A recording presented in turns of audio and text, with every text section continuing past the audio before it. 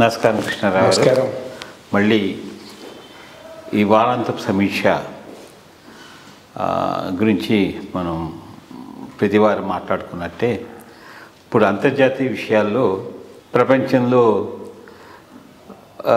అనేక దేశాల మధ్య జరిగినటువంటి యుద్ధ భేరీలు ఇవి ఇంకా ప్రస్ఫుటంగా కనబడుతూనే ఉన్నాయి మనకి.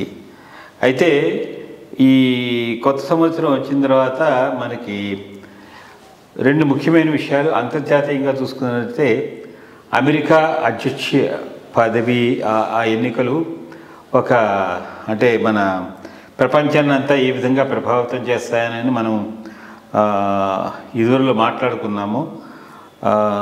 భారతదేశ సంతతికి చెందిన వాడు ముందడుగు వస్తాడా అనుకుంటే ఇటీవల దాంట్లోనే మనకి రిపబ్లికన్ పార్టీ క్యాండిడేట్ ట్రంప్ వీళ్ళందరినీ కొంచెము ముందు దశగా తీసుకెళ్ళిపోయి ఆల్మోస్ట్ రేస్లో ఉన్నట్టు మనకు కనబడుతుంది. ఇది ఏ విధంగా మనకి ఈ ప్రపంచలో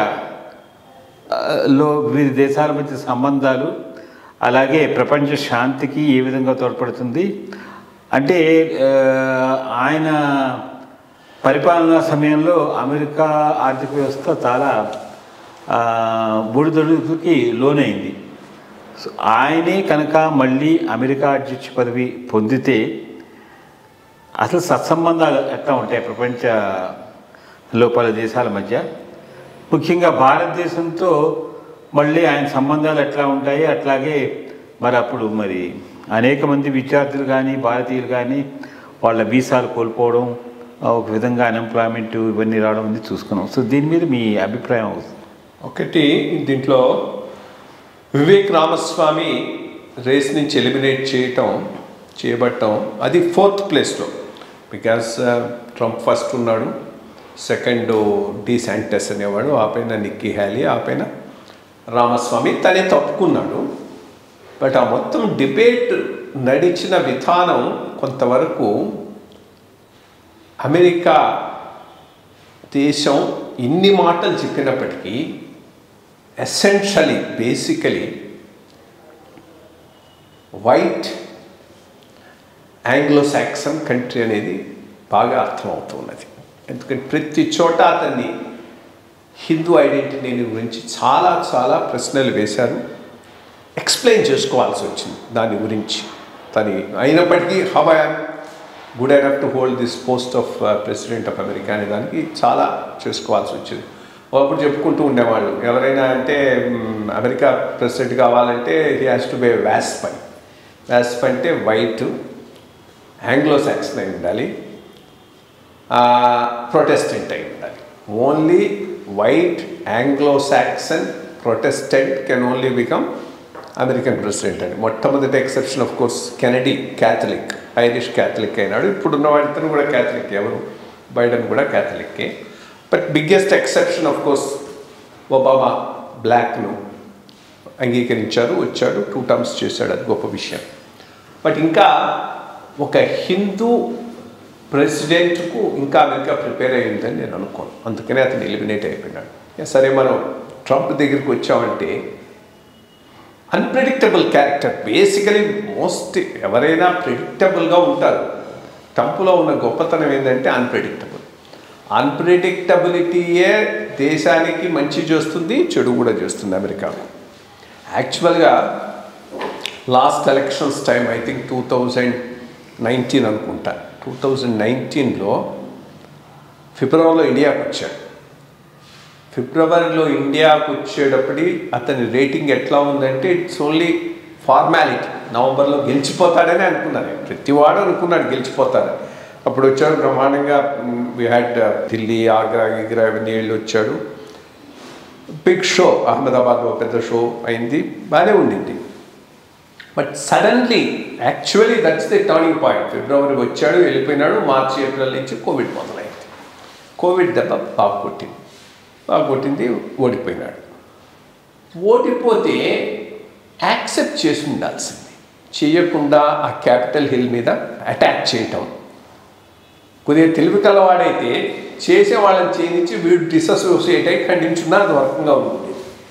వీడి దాకా ఆ ఇది వచ్చేటట్టు, ఆ అలిగేషన్ వచ్చేటానికి వీలు కల్పించాడు. సో అది ఒక పెద్ద స్టంబ్లింగ్ బ్యాక్ అయ్యేటట్టుంది. ఇప్పుడు దాని మీద ఏ రకమైన డెసిషన్ తీసుకుంటారు? అదే డెసిషన్ కనుక డిస్క్వాలిఫై చేశారనుకో ఏమి nothing can be done. But చేయకపోవచ్చు. చెయ్యకపోతే మాత్రం ట్రంప్కి ఈ తడవ గెలిచే ఛాన్సెస్ చాలా బ్రైట్గా ఉన్నాయి, దాంట్లో ఏమీ డౌట్ లేదు. ఎందుకంటే బైడెన్ ఏజ్ వాటి సైడ్ లేదు. రిపబ్లికన్స్ మెసప్ చేశారు ఎకానమీని. అఫ్కోర్స్ ఒకటి పెద్ద లెవెల్లో డోలింగ్ చేశాడు అనుకో, అది అన్యూజువల్ ఫర్ అమెరికా. ఏదో మనం జగన్మోహన్ రెడ్డి గారు డోలింగ్ లాగా ఉంది అక్కడ అమెరికాలో చేసిన డోలింగ్ కూడా. ఆ లెవెల్లో వెల్ఫేర్కు పోయినాడు, not supported by income. But of course America ఆ షాక్ను తట్టుకోగలదు, ఆంధ్ర అయితే తట్టుకోలేదు కాబట్టి అఘోరిస్తూ ఉన్నాం. సో అదొకటి. ఈ బైడెన్ రికార్డ్ అంత సరిగ్గా లేదు. యుక్రెయిన్ వార్లో స్టక్అప్ అయినాడు, అనవసరంగా స్టక్అప్ అయిపోయినాడు. యుక్రెయిన్ యుద్ధం అవసరం లేని యుద్ధం. ఇజ్రాయెల్ కూడా స్టక్ అవుతున్నాడు. ఇజ్రాయెల్ యుద్ధంలో ఆఫ్కోర్స్ అమెరికన్ స్ట్రాటజిక్ ఇంట్రెస్ట్ ఉన్నాయి, దాంట్లో ఏమి డౌట్ లేదు. ఎవరున్నా కానీ సపోర్ట్ చేస్తుండేవాడు, ట్రంప్ ఉన్నా కానీ సపోర్ట్ చేస్తుండేవాడు. సో అందుకని అది పెద్ద ఇది కాదు. కానీ యుక్రెయిన్లో బాగా దెబ్బతిన్నాడు. ఇరాన్ను ఏమి చేయలేకపోతున్నారు. So that way America today కాస్త కొంత బ్యాక్ ఫుట్ మీద ఉన్నది. ఈ టైంలో నవంబర్లో ఇన్ ఆల్ ప్రాబబిలిటీ గెలిచిపోతాడు. ట్రంప్ స్వీప్ చేస్తాడు. నాట్ జస్ట్ గెలవటం కాదు కానీ ట్రంప్ స్వీప్ చేస్తే 3-4 అంశాల మీద మాత్రం చాలా సీరియస్గా ఉండబోతున్నది. మొట్టమొదటి ఇమిగ్రేషన్కు ఫుల్ స్టాప్ పెడతాడు, ఇంక్లూడింగ్ ఇండియా. ఈ ఇష్యూస్లో వాడేమి India favour, America Pakistan favour అనేది లేదు. జనరల్ థాట్స్ లాగా ఉంటాయి తన దగ్గర.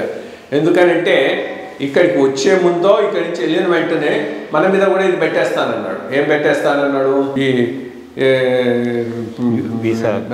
లేదు ట్రేడ్ ఆప్షన్స్ శాంక్షన్స్ పెడతా అన్నాడు. ఎందుకు? వాడి ఏది డేవిడ్ హ్యాడ్లీ మోటార్ సైకిల్స్ మీద మనం విపరీతమైనటువంటి కస్టమ్స్ డ్యూటీస్ వేస్తున్నాం, దీనికి రిటాలియేటరీ కస్టమ్స్ డ్యూటీస్ వేస్తానని పోయిన వెంటనేనో వచ్చే ముందు చెప్పాడు. సో ఇండియా ఫ్రెండ్ కాబట్టి వీళ్ళకు స్పెషల్ అనేటటువంటిది ఏమి వాడి దగ్గర ఉండదు. కాబట్టి ఫస్ట్ థింగ్ ఇమిగ్రేషన్ విషయంలో అక్రాస్ ది బోర్డ్ చాలా గట్టిగా ఉంటాడు. లాటిన్ అమెరికా నుంచి వచ్చేటువంటి వాళ్ళను మెర్సిలెస్గా వెనక్కి పంపించేస్తాడు. That is one thing that is going to తప్పకుండా అవుతుంది. అదొకటి వెంటనే అయ్యేటటువంటి అవకాశం ఉన్నది. రెండోది ట్రేడ్ విషయంలో కూడా అమెరికా ఫస్ట్ చాలా ముందుకు తీసుకుపోతారు. సో అమెరికాలో మ్యానుఫ్యాక్చరింగ్ను ప్రోత్సహిస్తారు. ఇతర దేశాల నుంచి వచ్చేటటువంటి ట్రేడును బాగా ఎఫెక్ట్ చేసేటటువంటి అవకాశం ఒకటి సబ్స్టాన్షియల్గా ఉండబోతున్నది. మూడోది యుక్రెయిన్ వార్ నుంచి వెంటనే విత్డ్రా అవుతారు, దాంట్లో ఏమీ డౌట్ లేదు. యుక్రెయిన్ రష్యా కనుక వాళ్ళ అఫెన్సివ్ ఆల్రెడీ సస్టైన్ చేస్తున్నారు, ఇదేమీ ఆగిపోయే పరిస్థితి ఏమి లేదు, సస్టైన్ అవుతుంది, జరిగిపోతుంది. యుక్రెయిన్ ఆల్రెడీ ఫెయిల్ అయిపోయింది, ఇదే మెయింటైన్ అవుతుంది నవంబర్ దాకా. నవంబర్లో యుక్రెయిన్ వార్ నుంచి పూర్తిగా అమెరికా విత్డ్రా అయిపోతుంది. అక్కడితోనే ఆగుతాడా? నాటో నుంచి కూడా విత్డ్రా అవుతాడు. అదొక పెద్ద క్వశ్చన్ మార్క్ యూరోప్ అంతా ఉంది. యూరోప్ నాటో నుంచే అమెరికా బయటకు వెళ్ళిపోవచ్చు. ఎందుకంటే ఇప్పుడు రష్యా థ్రెట్ లేనప్పుడు నాటో ఎగ్జిస్టెన్స్కే విలువ లేదు, అది వాడికి బాగా తెలుసు. దీన్ని బైడెన్ ప్రాపప్ చేస్తున్నాడు కానీ నాటో నుంచి బయటకు పోవచ్చు. నాటో నుంచి బయటకు పోతే యూరోప్ డిఫెన్స్ మీద ఎక్కువ స్పెండ్ చేయాల్సి వస్తుంది. ఇంత మటుకు వాళ్ళు ఏంది డిఫెన్స్ అంబ్రెల్లా అమెరికా ప్రొవైడ్ చేస్తూ ఉంటే యూరోప్ సెకండ్ వరల్డ్ వార్ తర్వాత వెస్టర్న్ యూరోప్ అంతా వాళ్ళ ఎకానమీస్ డెవలప్మెంట్ మీద కాన్సన్ట్రేట్ చేశాయి. ఇప్పుడు వాళ్ళందరూ కూడా దీని మీద దృష్టి పెట్టాల్సి వస్తుంది. రష్యా కొద్దిగా పుంజుకునేటటువంటి అవకాశం ఉంది ఎక్కడ ఇన్ ప్రాంతంలో నియర్ యూరోప్ ఏరియాలో. సో ఇవి కొన్ని ఇంప్లికేషన్స్ ఉంటాయి. చైనా మీద ఎట్లా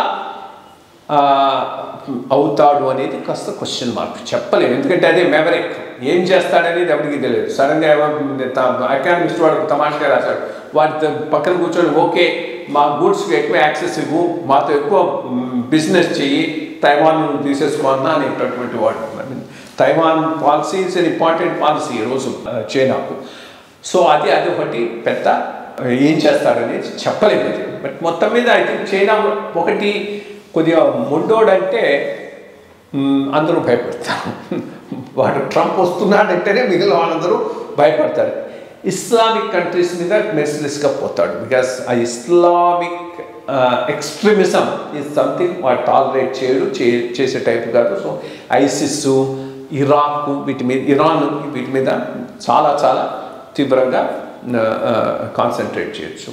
మోస్ట్ ఇంపార్టెంట్ థింగ్ 2024లో ఇక్కడ మోడీ గెలిచి అక్కడ ట్రంప్ గెలిస్తే ప్రపంచ రాజకీయాల్లో ఇండియాకు చాలా ప్రామినెన్స్ వస్తుంది. ఎందుకంటే ఇది 3-వే లీడర్షిప్, వాళ్ళకు కొంత అండర్స్టాండింగ్ ఉంది. పుతిన్ ఒకడు, మోడీ ఒకడు, ట్రంప్ ఒకడు, ఈ ముగ్గురు ఒక వేవ్ లెంగ్త్లో ఉన్నారు. అది మర్చిపోకూడదు. ట్రంప్ రావటం పుటిన్ కూడా మంచిదే. పుటిన్, ట్రంప్, మోడీ ఈ ట్రేవరేటు వాళ్ళు బాగా డామినేట్ చేస్తారు, దాంట్లో ఏమీ డౌట్ లేదు. ఒక రకంగా అది ఇండియా కూడా మంచిదే. స్ట్రాటజిక్గా ఇండియా ముందుకు పోవటానికి ట్రంప్ రావటం తప్పకుండా హెల్ప్ చేస్తుంది. బట్ నువ్వు అన్నట్టు వీసాసు, ఇమిగ్రేషను, అమెరికాకు పోవాలనుకునే ఇండియన్స్కు మిగిలిన అందరిలాగానే ఇది దెబ్బ కొట్టేటటువంటి అవకాశం ఉంది. మంచి విషయాలు చెప్పారు. జాతీయ అంశాలకి వస్తే ముఖ్యంగా ఇప్పుడు మనము మన రామ మందిర్ టెంపుల్ తర్వాత చూసుకునేటైతే మోడీ వేవ్ అనేది చాలా చక్కగా వెళ్తోంది. దీని ప్రభావం మొట్టమొదటిగా మనకి కనబడింది బీహార్లో నితీష్ కుమార్ సడన్గా ఎన్డీఏ సపోర్ట్తో మళ్ళీ చీఫ్ మినిస్టర్గా ప్రమాణ స్వీకారం చేయడం, అది ఒక పాయింట్. తర్వాత సరే ఇప్పుడు 1 by 1 ఒక్కొక్క ప్రాబ్లం సార్ట్అవుట్ చేసుకుంటున్నట్టు ఇప్పుడు మనకి జ్ఞానవాపి వారణాసిలో దీంట్లోనూ అంతా హిందూ బేస్ ఫౌండేషన్ అంతా కనబడిందని చెప్పి ఆర్కియలాజికల్ సర్వే వాళ్ళ రిపోర్ట్ రావడము, దాని మీద మళ్ళీ రేపు ఫ్యూచర్లో ఏ విధంగా వెళ్తారనేది ఇంపార్టెంట్ థింగ్.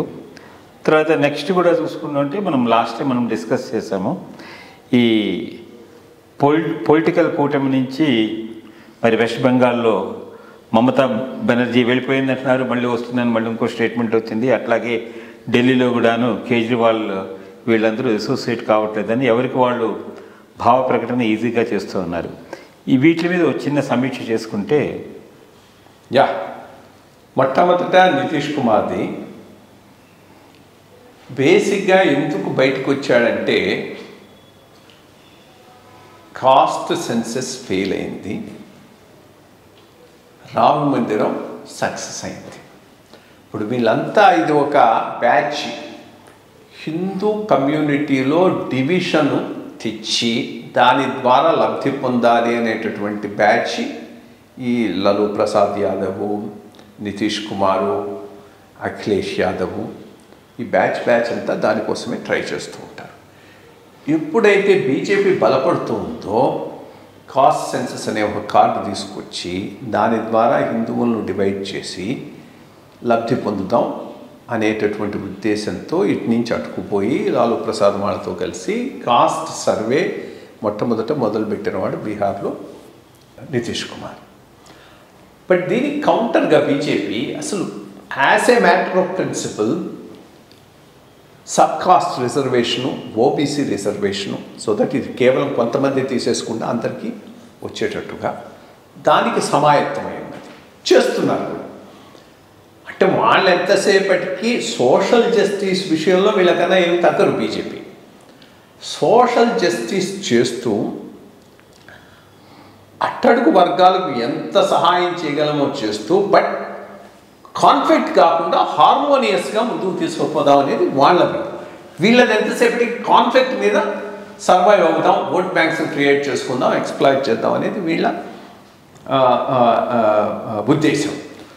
సో ఎప్పుడైతే అది చేయటం మొదలెట్టారో, ఈ కాస్ట్ సెన్సస్ చేసి దాంతో ఏదో చేద్దాం అనుకొని చేసి కొంత రిజర్వేషన్ పెంచిన తర్వాత కూడా దాని ఊపేమీ వీడికి అవుపించలేదు. అవుపించకపోగానే బయటకు ఈ లోపల ఈ రామ మందిర ప్రాణ ప్రతిష్ఠ వేవు మొత్తం నార్త్ ఇండియా అంతటా దేశం అంతటా ఉంది, నార్త్ ఇండియాలో ఇంకా ఎక్కువగా. సో తన క్యాలిక్యులేషన్లో వీళ్ళతో కలిసి ఉంటే నాకు పొలిటికల్ ఫ్యూచర్ లేదనే దానికి వచ్చాడు.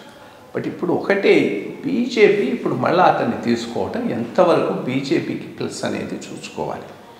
నేను అనుకోవటం is already a spent force. అట్నుంచి అటు పోయి ఏమవుతున్నాడు, ఎవరో ఒకరి ద్వారా ఇతన్ని బీహార్ ప్రజల నెత్తి మీద కూర్చోబెడుతున్నారనే ఐడియా ప్రజలకు వచ్చిందంటే బీజేపీకి కూడా దెబ్బ అవుతుంది. మరి అది ఆలోచించుకొని ఉంటారు, బట్ చూడాలి.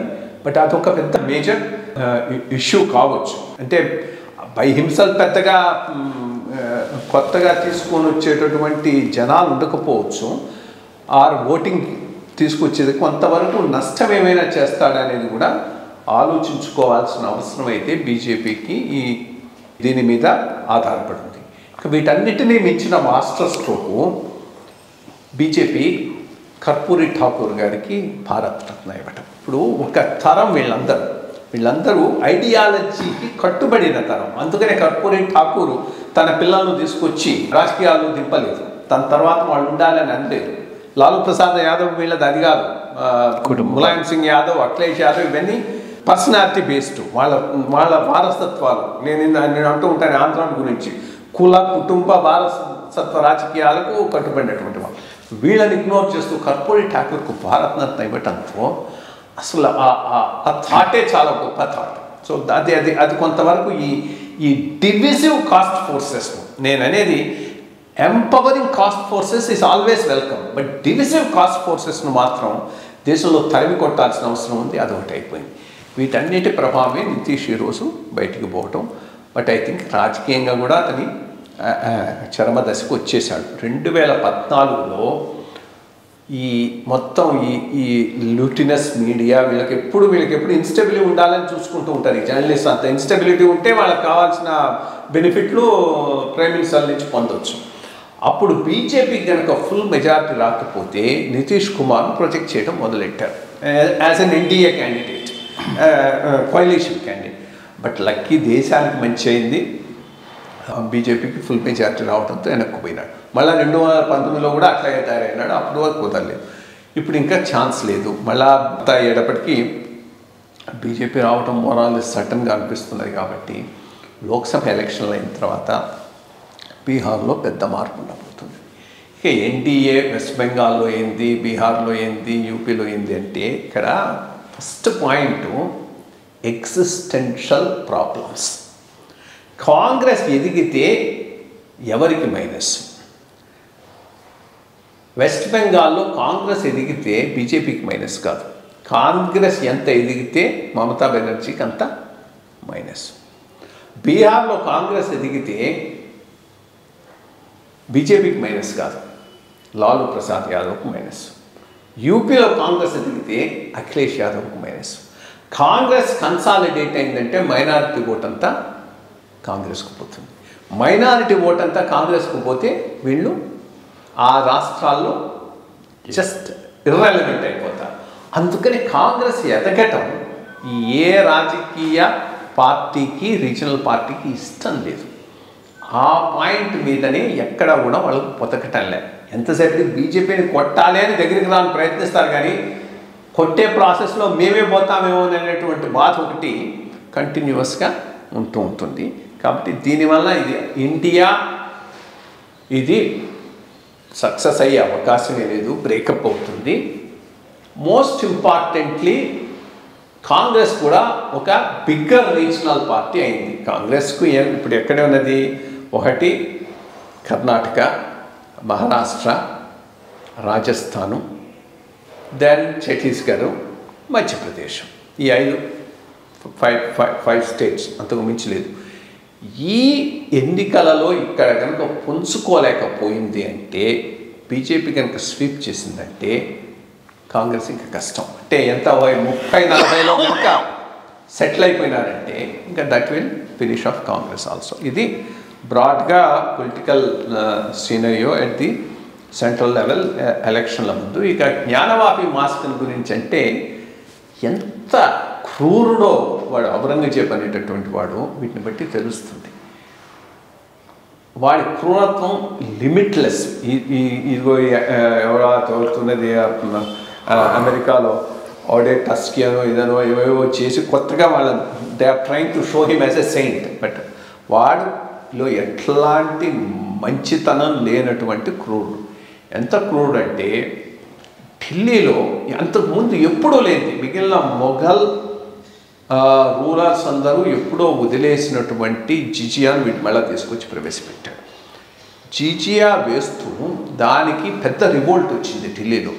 ప్రజలందరూ అట్లా రోడ్డు మీద పడుకొని ఉంటే వాళ్ళ నుంచి తొక్కించుకుంటూ ఏనుగులో మసీదుకు పోయినాడు ప్రేయర్స్ చేయి. అంత I mean is a third rate character overall. అసలు వాడిని ఒక సెయింట్ కింద ప్రొజెక్ట్ చేయటం అనేటటువంటిది ఇది ఒక పెద్ద భారతదేశంలో జరిగిన కుట్ర. నెహ్రూ గారి టైంలో మౌలానా కలాం ఆజాద్లో చరిత్రనే తిరగరాశారు అపీస్మెంట్ పాలసీ కింద. వాడు చేసినటువంటి 2 ధ్వంసాలు హిందువులకు మెయిన్ ఏవైతే ప్రధానమైనటువంటి చిహ్నాలుగా ఉన్నాయన్నారో మథుర, కాశీని రెండింటినీ నాశనం చేసి కట్టిన మాట మాత్రం వాస్తవం, దాంట్లో ఏమీ తప్పు లేదు. వాడే కాదు, అందరూ అన్ని చోట్ల కూడా అదే చేశారు. ఎక్కడైతే టెంపుల్ ఉన్నదో టెంపుల్ పడగొట్టడం, అక్కడ మసీద్ కట్టడం అనేది దేశం అంతటా జరిగినటువంటి సత్యం. సో దీనికి ఒక నేషనల్ రికన్సిలియేషన్ అయితే కావాలి. వాళ్ళు ఎవరో ఒక ముస్లిం స్కాలర్ కూడా చక్కగా మాట్లాడారు. ఇప్పుడు అదేదో బయట నుంచి వచ్చిన విగ్రహం ఇదంతా తప్పు, కరెక్ట్. అది ఏసై ఇచ్చినటువంటి దాంట్లో దీని మీద మనం ఎట్లా రికన్సైల్ అవుదాం అనేటటువంటి దాని మీద ఒక థాట్ ప్రాసెస్ ఉండాలి. మేబీ అయోధ్య దెన్ మన మథుర, ఈ 2 కాశీ మథుర వదిలేస్తే మిగిలిన అసలు తెచ్చాం. అందుకని ఆర్ఎస్ఎస్ చీఫ్ కూడా ఒక చక్కని మాట అన్నాడు, ప్రతి మసీదు కింద శివాలయాన్ని మేము వెతకమని అన్నాడు. అది వెరీ వెరీ ఇంపార్టెంట్ స్టేట్మెంట్. ఏ మసీదు కింద శివ విగ్రహం కోసంగా ఆ రామ విగ్రహం కోసంగా మేము వెతకము అని హిందువులు కమిట్ అయ్యి, ముస్లిమ్స్ అవును ఇంత అకృత్యాలు ఆ రోజు జరిగేది, వాళ్ళకు వీళ్ళకి సంబంధం లేదు, అది ఎవరో అంటాం లేదు. ఇన్ఫ్యాక్ట్ ఇండియాలో గ్రో అయిన ఇస్లాంకు ఈ ఔరంగజేబు చెప్పిన ఇస్లాంకు సంబంధమే లేదు. ఇదంతా దర్గా బేస్డ్, సూఫీ సెయింట్స్ బేస్డ్ జరిగింది. బట్ ఔరంగజేబుది ఐ మీన్ వాడి ఫాలోయర్ ఎవడైనా ఈరోజు ఉన్నాడంటే ఔరంగజేబు ఫాలోయరు, వాడు ఐసిస్, అల్ ఖైదా, అది వాడి పాలసీ ఔరంగజేబు. సో వాడి హెరిటేజ్ కానీ వాడి వారసత్వం కానీ ఇండియన్ ముస్లిమ్స్కి లేదు. సో లెట్స్ యాక్సెప్ట్ దట్, దాంట్లో ఏమీ డౌట్ లేదు. సో ఈ రికన్సిలియేషన్ ఒకటి తీసుకురాగలి, దేశానికి మంచిది, ముస్లింలకు మంచిది, హిందువులకు మంచిది, దేశం బాగా పురోగతిగా ముందుకు పోయేటువంటి అవకాశం. ప్రాంతీయంగా ఉండే అంశాల గురించి మాట్లాడుకుంటే ముఖ్యంగా 2 ఆంధ్ర తెలంగాణ ప్రాంతాలు ప్రతి వారం ఒక టాపిక్ చూసుకుంటున్నాం. తెలంగాణలో గత వారం రోజులుగా పేపర్స్లోనూ వీటిలోనూ అంతా చూస్తున్నది ఒక అవినీతి తిమింగలం బాలకృష్ణ పేరుతో ఇక్కడ హెచ్ఎండిఏలోను వీటిలోనూ ఉండి కోట్లకి పడగెత్తిన విషయం బహిర్గతమైంది. అసలు అది ఆయనకు ఒక్కళ్ళకే పరిమితమా, ఇట్లాంటివి చాలా ఉంటుంటాయా ప్రభుత్వంలో జరిగే విషయాల్లో? ఎందుకంటే ఇది అందరికీ తెలుసు, మున్సిపల్ దీంట్లో వచ్చేటప్పటికి అఫ్కోర్స్ భూముల దగ్గరికి వచ్చేటప్పటికి వెసులుబాటు కల్పించడము, ఇది చేయడం అదొకటి. అట్లాగే కన్స్ట్రక్షన్ సైడ్ కూడాను పరిమితులకేను లేఅవుట్ పాలసీస్కి పెంచేసేసి పర్మిషన్స్ ఇవ్వడము, అనధికార లేఅవుట్లో ఇవి చేయడము, డబ్బులు తినడము, ఇదంతాను. దీనికి ఇప్పుడు ఏంటంటే ఈ లేటెస్ట్గా ఇంకా నిన్న ఒక 54 ఏదో ఉంటుంది, దాంట్లో లేఅవుట్లు వేసిన దాంట్లో మళ్ళీ పర్మిషన్లు ఇవ్వద్దు, ఈవెన్ రిజిస్ట్రేషన్ ఆఫీసర్ కూడాను మీరు వీటిని ఈ పట్టాలన్నింటినీ రిజిస్ట్రేషన్ చేయొద్దు అని చెప్పేసి ప్రభుత్వంలో అధికారులకి దృఢ నిశ్చయంగా ఉన్నప్పుడు వీటి మీద ప్రజలు అంతా అయోమయంలో ఉంటారు, వాళ్ళకి అన్నీ తెలియదు. ఇట్లాంటి దాని మీద అసలు ఒక విధమైన పాలసీ తీసుకురావడము, తర్వాత ఇట్లాంటి వాళ్ళు ఎక్కడెక్కడ ఉంటారో వాళ్ళందరినీ వెతికి పట్టుకుంటే అందరికీ చాలా మంచిది కదా. అదొక పాయింట్ తెలంగాణకు సంబంధించి. సరే, అయిపోయిన తర్వాత మనం ఆంధ్ర రాజకీయాల్లోకి వస్తుంటే మరి చూస్తుంటే నాకు తెలియకుండానే రాత్రికి రాత్రి వాళ్ళ సీట్లు అనౌన్స్ చేశారు. నన్ను క్షమించండి అని చెప్పేసి మరి పవన్ కళ్యాణ్ గారు వాళ్ళ కార్యకర్తలకి చెప్పడము. సో తెలుగుదేశం మరి జనసేన మధ్య బీటలు ఏమైనా వస్తున్నాయా అనేటువంటి విషయం మీద కూడాను ఒక చిన్న చర్చ చేసుకుందాం. ఈ కరప్షన్ ఏది అధికారి లెవెల్లోనే జరిగేది కాదు, అధికారి లెవెల్లోనే ఆగేది కాదు. ఇది well structured corruption, political corruption. అధికారులు షీల్డెడ్ అంతే, వీళ్ళు చేసుకున్నారు, దాంట్లో ఏమి డౌట్ లేదు. బట్ రాజకీయం లేకుండా ఏ అధికారి డబ్బులు సంపాదించుకుంటాడంటే అది కరెక్ట్ కాదు. సో అండ్ రెండోది ఈరోజు చెప్తూ ఉన్నాను, ఎక్కడికి పోదు, ఇది ఎక్కడో చోట భూస్థాపితం అయిపోతుంది. ఎందుకంటే దీన్ని టచ్ చేస్తే ఎక్కడికో పోతాయి, మెయిన్ వాళ్ళు తగులుతాయి. మెయిన్ వాళ్ళను ఫినిష్ చేయటం వీళ్ళ ఎజెండా కాదు. ఎవరిది? ఈ ప్రభుత్వాన్ని. ఏ ప్రభుత్వాన్ని కాదు, వాళ్ళు రాజకీయంగా కావాల్సినంత వరకే చేసుకుంటూ ఉంటారు. సో ఎక్కడో చోట కాంప్రమైజ్ అయిపోతారు, ఇదన్నీ సమసిపోతాయి. నాకు బాగా గుర్తుండింది, అంటే అట్లీస్ట్ మిగిలిన విషయాల్లో ఎట్లా ఉన్న కరప్షన్ విషయంలో చాలా స్ట్రాంగ్గా దాంట్లో ఏమి డౌట్ లేదు. ఎరాడికేషన్ కోసం కొంత ప్రయత్నం చేసినటువంటి చీఫ్ మినిస్టర్ ఎవరైనా ఉన్నారంటే ఎన్టీ రామారావు. అట్లా ఏమి అది తప్పకుండా నాన్ కరప్ట్ ఆఫీసర్ అంటే చాలా ఇంపార్టెన్స్ ఇచ్చేవాడు, చాలా ఇది ఇచ్చేటటువంటి వాడు. ఆయన అంటే ఆ ప్లాంట్ మీద కూడా వచ్చాడు. అప్పటికి కాంగ్రెస్ బాగా కరప్ట్ అయిపోయినది కాబట్టి కరప్షన్ ఒక పెద్ద ప్లాన్ చేసి ఆయన అధికారంలోకి వచ్చాడు. అధికారంలోకి రాగానే ఫస్ట్ ఏసీబీ రైడ్ నాకు తెలుసు విజయవాడలో జరిగింది. నేను సబ్ కలెక్టర్ విజయవాడగా ఉండేవాడిని. రిజిస్ట్రార్ ఆఫీస్లో అతని మీద పెద్ద ఇది జరిగింది, చాలా పట్టుకున్నారు. అప్పుడు ఆ పైన ఇక్కడ కూడా రిజిస్ట్రార్ ఆఫీస్ దగ్గర బీఆర్ఎస్ టైంలోనే జరిగింది. సో ఇప్పుడు ఈ జరిగేటటువంటి దానికి తప్పకుండా పొలిటికల్ యాంగిల్ ఉంటుంది. అంత లెవెల్లో వీడు చేసుకున్నాడని అంటే తప్పకుండా హయ్యర్ అప్స్ చేస్తూ ఉంటారు. ఇక్కడ నాకు అప్పుడు వాడు డిఆర్, నేను సబ్ కలెక్టర్గా ఉన్నప్పుడు అదే కృష్ణా జిల్లాలోనే డిఆర్ ఒకడు ఉండేవాడు, కాస్త ఎక్స్పీరియన్స్ పెద్ద ఆయన. అప్పుడప్పుడు తమాషాగా కూర్చొని మాట్లాడుతుండేవాడు. సార్ కరప్షన్లో 2 రకాలు, ఒకటి హష్ మనీ, రెండోది push money. So hush money, push money problem లేదు సార్, ఇచ్చేస్తారు, ఎందుకంటే ఫైల్ ముందు పంపించడానికి ఇస్తూ ఉంటారు. హష్ మనీయే కొద్దిగా ప్రాబ్లం సార్ అంటూ ఉండేవాడు. అట్లాగే ఇక్కడ ఈ జరిగినటువంటి దాంట్లో ఇంకా ఎంతెంతో ఉండుంటుంది, ఎన్నెన్నో డిపార్ట్మెంట్లో ఉండుంటుంది. ఎందుకంటే ఇది ఒక లెవెల్కి వెళ్ళిపోయిన తర్వాత 2 జరిగాయి బీఆర్ఎస్లో, ఆర్ టీఆర్ఎస్ టు బీఆర్ఎస్. వీళ్ళు నేషనల్ లెవెల్లో ఒక పెద్ద రోల్ ప్లే చేద్దాం అనుకున్నారు. నేషనల్ లెవెల్లో రోల్ ప్లే చేద్దాం అనుకునేటప్పుడు డబ్బులు ఎక్కువ కావాల్సి వచ్చింది.